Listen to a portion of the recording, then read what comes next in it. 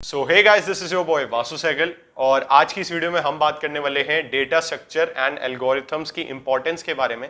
तो यार ये एक ऐसा सब्जेक्ट है जो आपको प्लेसमेंट दिलाएगा और यहाँ पर यार ये प्रॉब्लम होती है कि हमें जो कॉलेज में सिखाया जाता है वो प्रॉब्लम सॉल्विंग नहीं होती एक तरीके से, लेकिन जो हमारी प्लेसमेंट में आता है वो प्रॉब्लम सॉल्विंग होती है। तो यार ये एक बहुत ही इंपॉर्टेंट टॉपिक है और इसी के जरिए ही आपकी जॉब और प्लेसमेंट ज्यादातर मैटर करती है। तो यार आज की इस वीडियो में we have Yogesh and he has the channel Code Library. So hello Yogesh, please introduce yourself. वैसे you don't need any introduction, but still. Yeah, sure. So, hi Vasu. My name is Yogesh. So, currently I'm a third year student pursuing my BTech from Academy of Technology, and currently I'm a problem setter at HackerNet, and currently I've got the software engineer role opportunity from the Accolade Digital. So, yeah, that's बस यही है मेरे बारे में। सो I hope यार आपको इनके बारे में थोड़ा बहुत इनका बैकग्राउंड पता लग गया होगा कि कहाँ से डिग्री परस्यू कर रहे हैं और करंटली अभी तक इन्होंने कौन कौन से जॉब ऑफर्स जो हैं वो ग्रैब किए हैं। So my second question and the main question is that what is important of data structure and algorithms in placements and how you started it. मतलब आपको कब लगा कि आपको डीएसए पढ़नी चाहिए और इसकी क्या इंपॉर्टेंस है? या sure. So first of all DSA का तो बहुत इंपॉर्टेंस होता है प्लेसमेंट पॉइंट ऑफ व्यू से अगर देखा जाए, बिकॉज जो तुम्हारे इंटरव्यूज हो रहे होते हैं तो इंटरव्यूज में डीएसए के क्वेश्चंस ऑलमोस्ट आते ही आते हैं। ठीक है, तो डीएसए का क्वेश्चंस आते ही आता है, इंटरव्यू पूछे ही जाते हैं। तो I think you have to prepare with DSA. और मतलब तुम कोई प्रोडक्ट बेस्ड कंपनीज ले लो या फिर सब कुछ सर्विस बेस्ड कंपनीज में भी डीएसए के क्वेश्चंस पूछे जाते हैं। तो बेसिकली वो क्यों पूछ रहे होते हैं, तुम्हारे प्रॉब्लम सॉल्विंग स्किल्स को टेस्ट कर रहे होते हैं कि तुम्हें कोई एक न्यू प्रॉब्लम दिया गया है और तुम उससे अप्रोच कर पा रहे हो या नहीं। ठीक है, तो ये एक मेन पॉइंट होता है जो तुम्हें जज करने का, जिससे बिकॉज आई थिंक बहुत सारे कंपनीज कोई भी टेक में काम कर रहे होते, तो आई थिंक ये पॉसिबल एक फ्रेशर्स के लिए नहीं है कि वो सारे टेक्नोलॉजी में वर्क कर रहे हो और उन्हें सब टेक्नोलॉजीज आता हो। तो बेसिकली बस वो जज कर रहे होते कि तुम क्या एक टेक्नोलॉजी लेकर तुम उसे पढ़कर और फिर तुम उसे इम्प्लीमेंट कर पाओगे कि नहीं। तो इसलिए वो तुम्हारा प्रॉब्लम सॉल्विंग स्किल्स टेस्ट कर रहे होते हैं। तो तुम अगर एक प्रॉब्लम तुम्हें दिया गया है और तुम उसे देखकर फटाफट तुम उसे सोच पाओ कि कैसे इससे अप्रोच करना है, कौन सा डीएसए इसमें यूज करना है, अगर तो वो स्किल्स तुम्हारे में है तो ऑब्वियस सवाल है तुम कोई भी एक टेक को उठाओगे और तुम उसे अच्छे से कर पाओगे। तो yeah that's why they test your problem solving skills and that's why DSA is very much important for the placements. So when you started learning DSA और प्रैक्टिसिंग डीएसए? बेसिकली 11-12 में तो मेरी कोडिंग थी, तो वैसे सी प्लस प्लस थोड़ा बहुत मुझे आता था, थोड़ा बहुत कोडिंग मुझे 11-12 में आता था क्योंकि कॉलेज स्कूल करिकुलम में ही थे। ठीक है, तो जब मैं फर्स्ट ईयर में आया तो बेसिकली फर्स्ट सेकंड ईयर में मुझे उतना अवेयरनेस नहीं था कि डीएसए क्या होता है, सीपी क्या होता है, मैंने उतना नहीं करा था। ठीक है, तो I think starting of the second year it's around third semester मुझे मतलब पता चला कि नहीं डीएसए करना है, सीपी करना है, ये सब इंपॉर्टेंट्स है। तो फिर मैंने डीएसए स्टार्ट कर दिया था थर्ड सेमेस्टर से। तो बेसिकली थर्ड अगर मैं बोलूँ तो थर्ड सेमेस्टर से मैंने स्टार्ट किया। सो आई होप यार आपको पता लग गया होगा कि डेटा स्ट्रक्चर एंड एल्गोरिथम्स की क्या इंपॉर्टेंस है आपकी कॉलेज लाइफ में और इन्होंने कब स्टार्ट करा था और इनको कब इंपॉर्टेंस पता लगी थी। So my next question to you is that how much time it generally takes to cover all the topics of DSA that are really important at the company point of view and placement point of view, and when should a student start working on DSA skill? So DSA को पढ़ने में approx जैसे मैं अपना बताऊं तो मुझे around 3 to 4 months लगे थे। मतलब सारा बेसिक से लेकर अच्छे अच्छे एल्गोरिथम्स पढ़ने में अराउंड 3 to 4 मंथ्स लगे थे। बट मैं फिर बोलूंगा कि ये डिपेंड करता है स्टूडेंट टू स्टूडेंट पे। ठीक है, मतलब जैसे अगर आप अराउंड जैसे मैं अपना एग्जांपल दूं तो मैं अराउंड 3 to 4 आवर्स या एवरेज 3 आवर्स पकड़ते हैं। अगर तुम डेली करोगे तो 3 मंथ्स 4 मंथ्स में तुम्हारा डीएसए सही से हो जाएगा। मतलब प्लेसमेंट पॉइंट ऑफ व्यू से तुम आराम से कर सकते हो, तुम्हारा थ्योरी सेक्शन भी हो जाएगा और तुम प्रैक्टिस भी अच्छे से कर लोगे। ठीक है, बट अगेन ये depend upon student to student. अगर एक बंदा एक दिन पे 2 घंटे कर रहा है, फिर 4 दिन का ब्रेक ले रहा है, फिर 3 घंटे कर रहा है, फिर 2 दिन का ब्रेक ले रहा है, तो फिर 1 साल भी लग सकता है। तो डिपेंड करता है तुम कितने आवर्स डिवोट कर रहे हो अपने लिए। और या बस तो अराउंड 2 to 3 मंथ्स पकड़ सकते हैं कितना टाइम लगा था मुझे डीएसए करने में। सो आई होप यार आपको यहाँ पर क्लियर हो गया होगा ये point of view. So my next question to you is that how to start with DSA. अगर मैं एक बिगिनर हूँ और मुझे डीएसए स्टार्ट करनी है और मेरी कॉलेज लाइफ अभी, I just want to tell you all about the Unacademy star crash course batch for JEE main 2021। तो यार जैसा कि आप सबको पता है कि कोविड-19 की सिचुएशन की वजह से जेईई मेन एग्जाम पोस्टपोन हो चुके हैं और बहुत सारे बच्चों की जो तैयारी थी जेईई मेंस की वो बहुत ज्यादा लैग कर चुकी है पीछे। तो यार अनअकैडमी ने एक बैच स्टार्ट करा है जो कि है star crash course batch for 2021 students. तो यार यहाँ पर अब आपको लग रहा होगा कि यार इतने टाइम में हम क्या सीख पाएंगे। तो यार अगर यहाँ पर आप डिटेल में जाओगे तो यार यहाँ पर आपको टिप्स एंड ट्रिक्स सिखाया जाएगा, टाइम मैनेजमेंट सिखाया जाएगा और जो भी मेजर टॉपिक्स जो हर साल आते हैं वो सारे आपको पढ़ाए जाएंगे। और अब आपको लग रहा होगा कि यार कौन एजुकेटर होंगे, तो यार टॉप लेवल फैकल्टी है यहाँ पर जिनके पास बहुत सालों का एक्सपीरियंस है। तो यार यहाँ पर आपको कुछ नहीं करना, सीधा जाना है और इसकी सब्सक्रिप्शन लेनी है और यहाँ पर आपको 10% का डिस्काउंट मिलेगा अगर आप ये कोड यूज़ करोगे। ये कोड मैं डिस्क्रिप्शन में दे दूंगा विद दिस वेबसाइट लिंक। और इसके अलावा मैं यार आपको बताना चाहूँगा कि जो weekly scholarship test for IIT JEE students होने वाला है वो यार जैसा कि मैंने आपको पिछली वीडियो में भी बताया था कि अगर आप JEE मेंस की प्रिपरेशन कर रहे हो या JEE एडवांस की प्रिपरेशन कर रहे हो तो यार आप यहाँ पर अनअकैडमी से बहुत सारी स्कॉलरशिप अवेल कर सकते हो। आपको कुछ नहीं करना, सिर्फ और सिर्फ इनकी वेबसाइट पर जाना है और यहाँ पर जो वीकली ऑनलाइन टेस्ट होता है टेस्ट देना है। तो यार यहाँ पर आप देख रहे हो कि जो अगला आपका वीकली टेस्ट होने वाला है वो है जून 2023 में और यहाँ पर आपको सिर्फ और सिर्फ एनरोल करना है और प्रैक्टिस टेस्ट देना। और अगर आप टॉप परफॉर्मर होगे तो यार आपको बहुत सारी स्कॉलरशिप मिलेगी। तो आपको सीधा सिंपल सिर्फ एनरोल करते टाइम पे the geek monk code use करना है और it would definitely help you in your JEE main and engineering journey. शुरू हुई है तो क्या कोई ऐसा रोड मैप है या फिर मुझे किस तरीके से स्टार्ट करनी चाहिए डेटा स्ट्रक्चर? तो यार ये बहुत सही क्वेश्चन है बिकॉज बहुत लोग क्या करते हैं डायरेक्टली DSA पे जंप कर जाते हैं। तो मैं बोलूँगा पहले एक लैंग्वेज अच्छे से सीख लो बिकॉज अगर तुम्हें लैंग्वेज अच्छे से नहीं लिखना आता हो, मतलब अगर तुम्हें कोड ही नहीं करना आता तो फिर तुम DSA कैसे सीख सकते हो। तो एटलीस्ट तुम्हें कोड करना आ जाए उतना तुम्हें सीख जाना है। तुम उतना अगर सीख लिए फिर तुम DSA स्टार्ट कर सकते हो। तो DSA मतलब वैसे स्टार्ट नहीं कर रहे कि तुम कोई भी टॉपिक ले लो, तुम एक लाइन वाइज तुम्हें करना है। जैसे फॉर एग्जांपल तुम एरे से स्टार्ट किए, फिर स्ट्रिंग किए, फिर सर्चिंग किए, फिर शॉर्टिंग किए, बाइनरी सर्च किए, लाइक दिस। तो you have to follow a pattern, ठीक है। तो तुम डायरेक्टली ये नहीं कि तुम डायरेक्ट ग्राफ कर लिए फिर तुम एरे पे आ रहे हो, फिर तुम DP कर रहे हो, फिर रिकर्जन कर रहे हो। ऐसा करोगे तो पूरा हॉच पॉच हो जाएगा, तुम कुछ नहीं सीख पाओगे। तो तुम्हें एक लाइन से करना होगा। तो मैंने एक वीडियो बना के रखा हूँ जिसमें मैंने एक पैटर्न डिसाइड, मतलब मैं एक रोड मैप पूरा दिखाया था कि कौन से टॉपिक को पहले पढ़ना है, कौन से टॉपिक को बाद में पढ़ना है। मैं एक फ्लो बना के रखा था। तो अगर तुम्हें चाहिए होगा तो मैं तुम डाल देना डिस्क्रिप्शन में लिंक वीडियो का। तो उसमें मैं एक रोड मैप बना के रखा हूँ पूरा कि कौन कौन से टॉपिक कैसे कैसे पढ़ने हैं। तो मैं भी तो वैसे ही पढ़ा था, मेरे सीनियर्स को भी बताया था कि वैसे वैसे पढ़ो, सबसे परफेक्ट वे है। और या अगर तुम जब पढ़ रहे हो तो सिर्फ ये नहीं तुम सिर्फ थ्योरी पढ़ो, बिकॉज अगर सिर्फ तुम थ्योरी करोगे एट लास्ट तुम बाद में अगर उसका प्रैक्टिकल पार्ट करने जाओगे, उससे प्रैक्टिस करने जाओगे तो पॉसिबल है कि तुम थ्योरी वाला सेक्शन भूल जाओगे, फिर तुम्हें बार बार देखना होगा। तो मैं सजेस्ट करूंगा कि तुम दोनों एक साथ करो। फॉर एग्जाम्पल अगर तुम 3 आवर्स पढ़ रहे हो तो 1.5 आवर्स में तुम थ्योरी वाला पार्ट कर लो और फिर उसके नेक्स्ट 1.5 आवर्स तुम उसका प्रैक्टिकल वाला पार्ट करो। मतलब जो तुम फॉर एग्जाम्पल तुम एरे तुमने स्टडी किया तो जो नेक्स्ट 1.5 आवर है उसका तुम कोडिंग कर लो, ठीक है। तो ऐसे क्या हो रहा होगा, तुम्हारा प्रैक्टिस डेली का रहेगा, ठीक है। तो तुम डेली प्रैक्टिस करोगे तो तुम्हारे ऊपर हैंडी रहेगा वो। तो ये एक इंपॉर्टेंट बात है। वरना बहुत लोग करते हैं पूरा थ्योरी पहले पढ़ लेते हैं फिर कोड करने जाते हैं तो फिर बहुत दिक्कत होती है, मतलब भूल जाते हैं ये वो वगैरह वगैरह होता है। डेली करने से क्या होता है, मतलब एक फ्लो में रहता है। तो आई होप यार आपको समझ आ गया होगा। जो भी यहाँ पर बिगिनर क्राउड है, जो कि जिनकी कॉलेज लाइफ शुरू होने वाली है या फिर जो BCA में जाने वाले या MCA में अभी अभी आए हैं, उनको पता लग गया होगा कि यार उन्हें डेटा स्ट्रक्चर एल्गोरिथम पे अपनी पकड़ किस तरीके से बनानी है। तो my next question is very important, it's that best resources to learn DSA। क्योंकि यार बंदा मतलब सोच लेता है कि यार मैंने डेटा स्ट्रक्चर एल्गोरिथम पढ़नी है, फिर यार वो किसी और साइड पे जाता है, यहाँ से आधा पढ़ता है, फिर अलग साइड पे जाता है, यहाँ से आधा पढ़ता है। तो यार एक तरीके से कॉन्सेप्ट की क्लैरिटी और एक फ्लो नहीं बन पाता।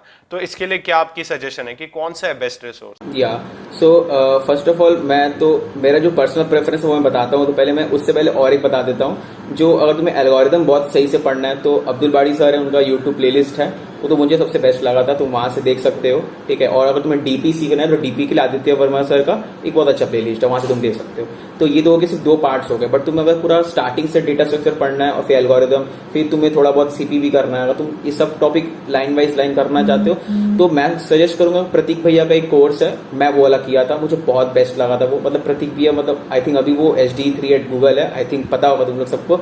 तो उनका आई थिंक वो फाउंडर ऑफ कोडिंग ब्लॉग्स भी है, तो उनका कोडिंग ब्लॉग्स में भी कोर्स है और तुम्हें वो फ्री में तुम डाउनलोड भी कर सकते हो, ठीक है। तो उनका कोर्स का नाम था कॉम्पिटिटिव प्रोग्रामिंग विद C++। तो उसमें बेसिकली DSA ही सिखाया गया, ठीक है, और थोड़ा बहुत क्वेश्चन से CP के। तो या you can follow that course. तो मुझे वो बहुत बेस्ट लगा था क्योंकि उनका पढ़ाने का तरीका बहुत सही था। You can download that as well. तो अगर तुम्हें कोडिंग ब्लॉग्स में ज़्यादा प्राइस लग रहा होगा तुम डाउनलोड कर लो, या तो फिर उन्होंने एक कोर्स अभी रिसेंटली लॉन्च किया यूडेमी में, तो उसका नाम है DSA लेवल अप कोर्स। तो वो भी मुझे सही लग रहा है, तो वो भी तुम देख सकते हो। 1-2 फ्रेंड्स को मैं रिकमेंड किया था, वो लोग परचेज किए हैं। तो या दैट वाज आल्सो गुड। उसका प्राइस ज़्यादा है नहीं, अंडर 500 ही है, तो यू कैन परचेज दैट। और वरना यू कैन यूट्यूब में तुम अब्दुल बारी सर का वीडियो देख सकते हो, वो भी बेस्ट है। बट मैं रिकमेंड प्रतीक भैया का करूँगा क्योंकि उनका रिसोर्स मुझे बहुत बेस्ट लगा, उनका पढ़ाने का टेक्निक बहुत सही है, तो यू कैन फॉलो इट। तो यार आपको पता लग गया होगा कुछ डेटा स्ट्रक्चर एल्गोरिथम के कोर्सेज जो इनके ऊपर यार ये बहुत रिकमेंड करते हैं, तो मैं वो सारे जो कोर्सेज है वो डिस्क्रिप्शन बॉक्स में डाल दूंगा, आप जाकर देख सकते हो। इसके अलावा यार बहुत सारे स्टूडेंट्स का ये होता है कि कॉम्पिटिटिव कोडिंग करनी है हमें, लेकिन ज़्यादातर को पता नहीं होता कि कॉम्पिटिटिव कोडिंग है क्या और डेटा स्ट्रक्चर एल्गोरिथम या फिर प्रॉब्लम सॉल्विंग में क्या फ़र्क है कॉम्पिटिटिव कोडिंग और प्रॉब्लम सॉल्विंग में। तो यार इसके ऊपर थोड़ी बहुत क्लैरिटी। सो कॉम्पिटिटिव प्रोग्रामिंग बेसिकली क्या हो रहा होता है, तो तुम्हारा उसमें डीएसए ही रहता है। जैसे डीएसए में क्या हो रहा होता है, तुम्हें एक क्वेश्चन दिया गया है और वो एकदम बेसिक सा रहेगा, मतलब बेसिक इन द सेंस मैं बोल सकता हूँ, एक क्वेश्चन दिया गया है, सिर्फ स्ट्रेट फॉरवर्ड है, तुम क्वेश्चन रीड करोगे तुम्हें समझ आ जाएगा कौन सा डीएस कौन सा एल को यूज करना है, फिर तुम उसे बना रहे होगे। बट जो कॉम्पिटिटिव कोडिंग वाला पार्ट क्या हो रहा होता है कि जो तुम्हें क्वेश्चन दिए रहेंगे वो एक स्टोरी टाइप का रहेगा, ठीक है, तो थोड़ा मतलब कॉम्प्लेक्स टाइप का, मतलब थोड़ा घुमा फिरा के एक स्टोरी दे देगा और तुम्हें उसे डिकोड करना होगा कि इसमें कौन सा डीएस यूज करना है, कौन सा एल को यूज करना है। बिकॉज ऑब्वियस सा बात है, अगर तुम्हें मतलब एक स्ट्रेट फॉरवर्ड क्वेश्चन दिया हुआ है जिसे तुम्हें डायरेक्ट लिखा है तुम्हें ये करना है, ठीक है, तुम्हें स्ट्रेट फॉरवर्ड पता है कि ये डीएस यूज करेंगे काम हो जाएगा, और तुम्हें और एक क्वेश्चन दिया है मतलब सेम ही एल्गोरिथम तुम्हें एक स्टोरी पैटर्न में दे दिया, बट तुम्हें वहां डिकोड करना होगी कौन सा डीएस यूज करना था। आई थिंक वो थोड़ा टफर हो जाएगा और थोड़ा वहां एडवांटेज भी होगी, तुम्हें सीखने को मिला कि मतलब कौन सा यूज करना है, वो चीज तुम्हारा सही हो रहा होगा। तो ये डिफरेंस है कि इसमें स्टोरी टाइप क्वेश्चंस रहते हैं। और एक क्या होता है कि तुम्हें कांस्टेंट वहां बहुत टाइट रहते हैं, मतलब तुम्हें ऑर्डर ऑफ एन वाला सोल्यूशन बनाना होता है, एन लॉग एन वाला सोल्यूशन बनाना होता है, एन स्क्वायर वगैरह बनाओगे तो टीएलई आ जाता है। TLE basically time limit exceeded. तो टीएलई के ऊपर भी मैं एक वीडियो बनाया हूँ कि मतलब तुम्हें कितना टाइम कांस्टेंट के अंदर तुम्हें मतलब कौन सा एल्गोरिथम चला सकते हो। तो अगर तुम्हें टीएलई से बचना है तो तुम वो वीडियो भी देख सकते हो मेरा जाके, या तो बेसिकली यही डिफरेंस मुझे तो लगता है। तो आई होप यार आपको पता लग गया होगा कि कॉम्पिटिटिव प्रोग्रामिंग और प्रॉब्लम सॉल्विंग के बीच में थोड़ा बहुत डिफरेंस क्या है। So my next question to you is competitive coding really required in college placement, और अगर वो सही में उसकी ज़रूरत है कॉलेज लाइफ में तो how should we start with it. या तो कॉम्पिटिटिव कोडिंग तो यार आई थिंक इट्स रिक्वायर्ड, ठीक है, बट मैं पहले बताता हूँ कि उससे वो कहाँ रिक्वायरमेंट उसकी आ रही होती है। तो फॉर एग्जांपल तुम्हें एक प्लेसमेंट में तुम बैठ रहे हो तो तुम इंटरव्यू तक पहुंच जाओगे, ठीक है, तो इंटरव्यू में तुमसे सारे क्वेश्चन डीएसए लेवल के पूछे जाएंगे, वहाँ सीपी लेवल के बहुत कम ही पूछे जाते हैं। अगर तुम्हारा टारगेट है मीडिया.नेट या फिर गूगल नहीं बहुत कम पूछते हैं बट कभी भी पूछ लेते हैं, या तुम्हारा टारगेट फिर तुम्हारा टावर रिसर्च, तो ये सब टाइप के कंपनीज में तुम टारगेट लगा के रखे हो तो उसमें जो तुम्हारा जो इंटरव्यूज होते हैं वहाँ भी सीपी के क्वेश्चन रहते हैं, ठीक है, उनसे तुमसे बेसिक डीएसए नहीं पूछेंगे, वो डायरेक्ट सीपी के क्वेश्चन पूछ रहे होंगे। तो बट अगर तुम मेजोरिटी कंपनीज को देखो तो वो लोग इंटरव्यूज में डीएसए नहीं पूछेंगे, मतलब सीपी नहीं पूछ रहे होंगे, डीएसए पूछ रहे होंगे। तो तुम वहां तक इंटरव्यू तक कैसे पहुंचोगे, उससे पहले तुम्हें कोडिंग राउंड क्लियर करना होगा, ठीक है। तो जो कोडिंग राउंड होते हैं उसमें तुम्हारा सीपी टाइप के क्वेश्चन रहते हैं, क्योंकि मैक्सिमम जो कंपनीज क्या हो रहे थे कॉन्टेस्ट करा रहे होते हैं, आइदर इन हैकर रैंक ऐसे करके कॉन्टेस्ट करा रहे होते हैं, तो उन्हें फिर वहां पर छांटना होता है ना, बहुत सारे बंदे को लिमिटेड बंदों को सेलेक्ट करना होता है, इसलिए वहां पर सीपी लेवल के क्वेश्चंस रहते हैं। तो इसलिए CP is very much important कि तुम्हें कोडिंग राउंड निकालना होगा, तो या तो तभी तुम इंटरव्यू तक पहुंच पाओगे। तब तुम सिर्फ डीएसए करके रखे हो, तुम सोच रहे हो इंटरव्यू के लिए मैं प्रिपरेशन कर रहा हूँ, बट तुम्हें इंटरव्यू तक पहुंचना है तो उससे पहले तुम्हें कोडिंग राउंड क्लियर करना होगा, तो उसके लिए तुम्हें सीपी आनी चाहिए। बट मैं सजेस्ट करूंगा कि मैक्सिमम कंपनीज होते हैं उसमें मॉडरेट लेवल के सीपी रहते हैं, मतलब ज्यादा हार्ड क्वेश्चंस नहीं रहते हैं। मतलब तुम अगर क्वेश्चन रीड करोगे, एक दो बार रीड करोगे, 5 मिनट सोचोगे, तुम्हें समझ आ जाएगा कि स्टोरी क्या बोल रहा है, कौन सा डीएसएल को यूज कर रहे हैं, वो समझ आ जाता है। और वो बेसिकली मैथ लेवल के क्वेश्चंस नहीं रहते, उसमें तुम्हारा डीएसएल को यूज हो रहा होता है। वरना तुम कोड फोर्सेस के तुम क्वेश्चंस करोगे तो वहां पर कितना स्टार्टिंग के 2-3 क्वेश्चंस रहते हैं एबीसी वगैरह, वो मैक्सिमम मैथ से क्वेश्चन रहते हैं, एड ऑफ प्रॉब्लम्स रहते हैं, या फिर वो कुछ भी इंप्लीमेंटेशन टाइप के क्वेश्चंस रहते हैं, बट उस टाइप के पूछे नहीं जाते हैं तुम्हारे कोडिंग राउंड में, बिफोर प्लेसमेंट वाला जो कोडिंग राउंड होता है। और मैं बात करूं जो प्रोग्राम तुम्हारा, हाँ, जो कंपनीज होते हैं जो टेस्ट लिंक भेजते हैं, ठीक है, जिसमें कोडिंग राउंड नहीं हो रहा होता, बेसिकली कॉन्टेस्ट नहीं हो रहा होता, टेस्ट लिंक भेजते, फॉर एग्जांपल अमेजन, तो उसमें सीपी लेवल के क्वेश्चंस नहीं रहते, वो डीएसए टाइप का रहता है, मतलब वो इजी रहता है, वो ज्यादा टफ नहीं होता। तो किसी को कॉम्पिटिटिव कोडिंग स्टार्ट करनी है तो वो किस तरीके से स्टार्ट कर सकता है, कोई इसका भी रोड मैप आपने बना रखा है या फिर कुछ आपके पास आइडिया इसका? या तो सीपी बेसिकली तुम्हारा डीएसए ही होता है, ठीक है, वो स्टोरी टाइप होते हैं, तो तुम्हारा डीएसए सही हो गया और फिर तुम्हें प्रैक्टिस करना होगा, क्योंकि प्रैक्टिस करने से तुम्हारा सीपी स्ट्रांग होगा। अगर तुम प्रैक्टिस ही नहीं करोगे तो नहीं स्ट्रांग होगा। तो उसका बस एक ही नॉलेज है कि तुम्हें डीएसए अच्छे से कर लो, वो भी परफेक्ट फॉलो करना होगा पाथ की, पहले ये करना है, फिर वो करना है, फिर वो करना है, और फिर तुम उसके क्वेश्चंस प्रैक्टिस करना स्टार्ट करो। बेसिकली क्वेश्चन दो टाइप के हो गए, एक तुम्हारा स्ट्रेट फॉरवर्ड, एक तुम्हारा स्टोरी टाइप। तो तुम्हें स्टोरी टाइप वाला क्वेश्चंस प्रैक्टिस करने होंगे। You can practice it from code forces, hacker rank. मैं सजेस्ट करूंगा स्टार्टिंग पहले हैकर रैंक से करना, क्योंकि वहां थोड़े लेवल थोड़े लो होते हैं। तुम जब वहां कंफर्टेबल हो जाओ, फिर तुम कोड शेफ, कोड फोर्सेज में स्विच कर सकते हो, ठीक है। तो तुम जितना ज्यादा प्रैक्टिस करोगे उतना तुम्हारा प्रॉब्लम सॉल्विंग स्किल सही हो रहा होगा और तुम्हारा सीपी भी स्ट्रांग हो रहा होगा। तो या जितना तुम प्रैक्टिस करोगे उससे तुम्हारा सीपी स्ट्रांग हो जाएगा। तो और बेसिकली तुम्हारा जो इंटरव्यूअर है वो तुम्हारा बेसिकली तुम्हारा प्रॉब्लम सॉल्विंग स्किल्स टेस्ट कर रहा होता है। तो अगर तुम सोच रहे हो कि तुम्हारा सीपी उतना स्ट्रांग नहीं है, मतलब तुम नहीं कर पा रहे हो, तो you can cope up with DSA as well. मतलब तुम लीड कोड से, गीक फॉर गीक से, प्रैक्टिस साइट से तुम वहां पर रेगुलर प्रैक्टिस करो, 2-3 क्वेश्चन बनाओ, तो तुम्हारा प्रॉब्लम सॉल्विंग बेसिकली वहां स्ट्रांग हो रहा होगा। तो दो तरीके, तुम डीएसए से भी प्रॉब्लम सॉल्विंग सही कर सकते हो, सीपी करके भी प्रॉब्लम सॉल्विंग सही कर सकते हो। तो तुम्हें जो पाथ फॉलो करना तुम कर सकते हो। तो अगर तुम्हारा सीपी ज्यादा सही नहीं है, मतलब तुम्हें थोड़ा डर लगने लगता है यार नहीं होगा नहीं होगा, थोड़ा बहुत कर लेते हो, तो तुम डीएसए डेली 2-3 क्वेश्चन बनाओ, अच्छे अच्छे क्वेश्चन, तो हो जाएगा, प्रॉब्लम सॉल्विंग बेस्ट हो जाता है। तो आई होप यार आपके ये भी डाउट क्लियर हो गया होगा कि अगर कॉम्पिटिटिव कोडिंग कितनी नीडेड है कॉलेज लाइफ में और आप किस तरीके से इसको स्टार्ट कर सकते हो। So my next question is very important, that how can we improve our problem solving skills. Practice यार सबको पता है कि प्रैक्टिस से होती है, लेकिन अभी भी बहुत लोगों के डाउट्स आते हैं ग्राफ्स में, डीपी में, ग्रीडी में। तो यार हमारे अभी तक इसमें पकड़ नहीं बन पा रही और इस वजह से काफ़ी लोगों की प्रॉब्लम सॉल्विंग स्किल्स नहीं इंप्रूव हो पाती। काफ़ी डाउट्स आते हैं मेरे पास इसके ऊपर भी, तो इसके ऊपर आपकी क्या पॉइंट ऑफ व्यू है? तो प्रॉब्लम सॉल्विंग सही करने के लिए सिर्फ 2 पॉइंट है, ठीक है। पहला कि तुम्हें जो स्टडीज कर रहे हैं, जो टॉपिक्स पढ़ने, वो सीक्वेंस वाइज करने हैं, और तुम जो क्वेश्चंस बना रहे हो वो तुम जो पढ़ के रखे हो वो वाला क्वेश्चंस बनाओगे तो बेटर होगा। जैसे मेन तो प्रॉब्लम सॉल्विंग प्रैक्टिस से ही सही होता है। तुम जितना ज्यादा प्रैक्टिस करोगे, रेगुलर प्रैक्टिस एंड कंसिस्टेंटली तुम्हें करना होगा। जैसे बंदा बोल रहा है कि कोई एक बंदा बोल रहा है कि मैं प्रैक्टिस करता हूँ, कैसे करता हूँ, मैं आज किया, 2 दिन नहीं किया, डे 3 में किया, फिर 2 दिन नहीं किया, 4 दिन नहीं किया, फिर किया, तो वैसे कभी नहीं तुम्हारा प्रॉब्लम सॉल्विंग सही होगा। तुम्हें डेली प्रैक्टिस करना होगा, रेगुलरली। अप्रोक्स तुम 2 क्वेश्चन तो करो, एटलीस्ट 2-3 क्वेश्चन भी करोगे तो तुम्हारा प्रॉब्लम सॉल्विंग सही हो रहा होगा। तो practice is the main factor, कि वो तो तुम्हें करना ही होगा और तुम्हें सीक्वेंशियली प्रैक्टिस करना होगा। ये नहीं कि तुम्हें डीपी नहीं आता और तुम डीपी के क्वेश्चन प्रैक्टिस कर रहे हो, तो कभी नहीं हो पाएगा। तुम्हें रिकर्जन पहले सीखना होगा, उसके क्वेश्चन बनाने होंगे। जैसे ग्राफ का तुम एग्जांपल बोल रहे थे, तुम ग्राफ नहीं आते, तुम्हें ग्राफ के एल्गोरिथम्स नहीं आते, स्पैनिंग ट्री के एल्गोरिथम्स नहीं आते, तुम उसके क्वेश्चन बनाने जा रहे हो, तो फिर कैसे बनेगा? नहीं बनेगा तो फिर नहीं कर पाओगे। तो तुम्हें पहले उसके एल्गोरिथम सीख लो, फिर उसके प्रॉब्लम्स को सॉल्व करो, तो ऑटोमेटिक तुम जितने different types of problem solve करोगे तो तुम्हारा प्रॉब्लम सॉल्विंग ऑटोमेटिक सॉल्व हो जाएगा। क्योंकि practice he is the main की। मुझे तो लगता है सबसे बेस्ट है तुम प्रैक्टिस करते रहो, कंसिस्टेंटली करना होगा। मतलब तुम ब्रेक करके करोगे तो आई थिंक फिर दिक्कत हो जाएगी। तो आई होप यार इन्होंने काफ़ी अच्छे से समझा रखा है आपको कि किस तरीके से आपको करना चाहिए प्रैक्टिस, और ताकि आपकी यार प्रॉब्लम सॉल्विंग स्किल्स आपकी इंप्रूव हो सके। कंसिस्टेंट रहना is very important. So my next question is to you and your experience. It's that how you have grabbed an off-campus opportunity and what's your suggestion for beginners according to your experience? क्योंकि यार आपने अपने college में खुद से सीख के सब कुछ करा है, तो यार जो भी अभी कॉलेज ऑफ कैंपस या फिर मान लो टियर 3 जो कॉलेजेस से स्टूडेंट्स हैं, तो उनके लिए यार आपकी क्या सजेशन रहेगी जो अभी बिगिनर है? बिल्कुल या तो तुम्हें तो बेसिकली अगर ऑफ कैंपस के लिए प्रिपरेशन लेना है तो तुम्हें स्टार्टिंग से स्टार्ट करके 5th सेमेस्टर तक तुम्हें प्रिपेयर हो जाना होगा। If you are in a BTech तो तुम्हें 5th सेमेस्टर तक प्रिपेयर हो जाना होगा, बिकॉज 5th सेमेस्टर के बाद अपॉर्चुनिटी आनी स्टार्ट हो जाती है, ठीक है।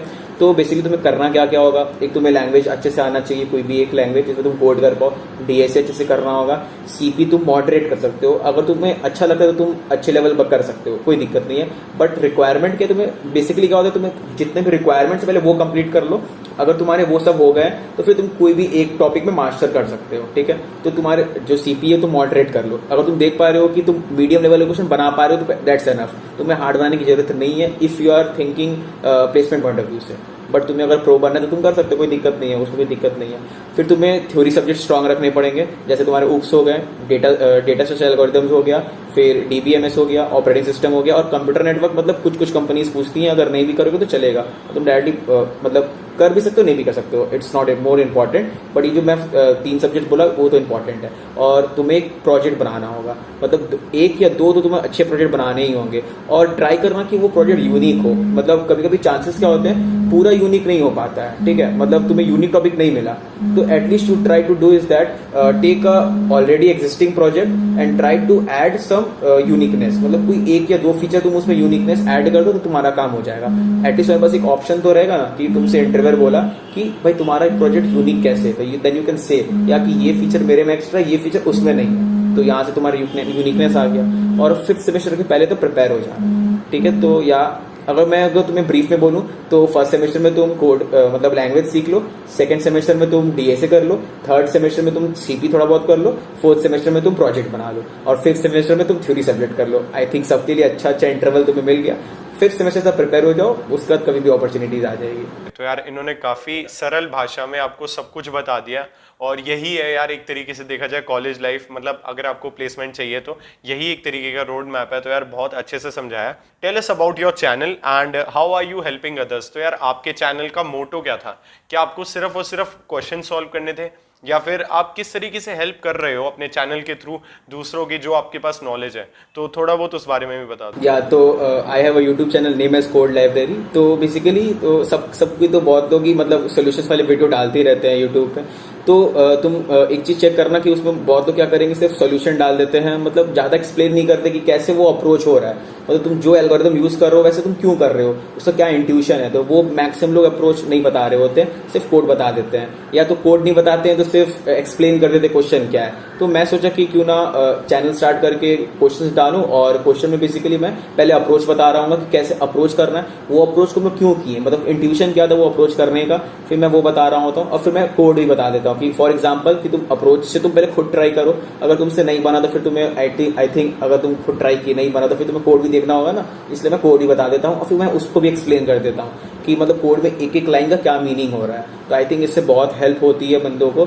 तो बब्बर भैया ने तो एक शीट डाल दिया था कि ये वाले करो, तो आई थिंक मैं सोचा कि उसी को स्टार्ट करता हूँ, बिकॉज मैं देखा कोई वो सोल्यूशन नहीं बना रहा था, तो मैं सोचा कि आई थिंक इसका सोल्यूशन बनाऊंगा तो बहुतों को हेल्प होगा, बिकॉज बहुत बंदे मुझे टेक्स्ट भी कर रहे थे कि we are going to start this series, question solve करने स्टार्ट कर रहे हैं। तो बेसिकली तुम्हें अगर थोड़ा बेसिक नॉलेज भी है डीएसए का तो तुम लोग शीट स्टार्ट कर सकते हो सॉल्व करना, और अगर तुम्हें नहीं भी आता हुआ तो मैं कोई भी क्वेश्चन सॉल्व करता हूँ तो मैं पहले उसके बारे में अच्छे से बता देता हूँ कि ये टॉपिक जो भी मुझे, फॉर एग्जाम्पल मैं डीपी यूज किया तो डीपी क्यों यूज कर रहा हूँ, क्यों मतलब इंपॉर्टेंस क्या, मतलब ऐसे थोड़ी होता है कि कोई भी क्वेश्चन में टीपी यूज कर लो, ऐसा नहीं हो रहा होता है। तो मैं क्यों यूज किया हूँ वो सब एक्सप्लेन कर देता हूँ अच्छा से, और फिर मैं कोड की तरफ आता हूँ, तो सारा क्लियरेंस दे देता हूँ। फिर मैं थोड़ा गाइडेंस वाला वीडियोस भी डाल देता हूँ, जैसे अगर कहीं अपॉर्चुनिटीज निकल रही है तो मैं उसका वीडियो भी डाल देता हूँ, और कोई जैसे कोई गाइडेंस चाहिए कि मतलब जैसे कैसे प्रिपरेशन करना वगैरह वगैरह, क्या रोड मैप वगैरह है, तो मैं वो भी डाल देता हूँ। तो आई थिंक इससे बहुतों को हेल्प होती है, और फिर यहाँ पॉजिटिव फीडबैक भी मुझे बहुत मिला है कि, और 2-3 बंदे प्लेस भी हो गए हैं मेरे गाइडेंस वीडियोस से देखकर, तो वो लोग मुझे बोल रहे थे कि आया भैया आपका मतलब बहुत हेल्प हुआ है, तो क्या लाइक दिस आई हेल्प। सो यार आपको पता लग गया होगा कि यार ये अपने चैनल के थ्रू कितनी अच्छी नॉलेज पहुंचा रहे हैं सब तक, और डेटा स्ट्रक्चर एंड एल्गोरिथम्स और बहुत सारी ऑफ कैंपस कॉलेज अपॉर्चुनिटी सब तक पहुंचा रहे हैं। तो यार सबसे पहले मैं आपको ऑल द बेस्ट विश करना चाहूँगा कि यार आप अपने चैनल के थ्रू इतना अच्छा काम कर रहे हो। और यार अगर आपको इनके चैनल के बारे में नहीं पता तो अब पता है, तो यार सारा जो लिंक है मैं डिस्क्रिप्शन बॉक्स में डाल दूंगा, जाकर ज़रूर सब्सक्राइब करना और इनके जो अच्छे काम है उनको सपोर्ट करना। सो यार आज की वीडियो में इतना ही। Thank you so much.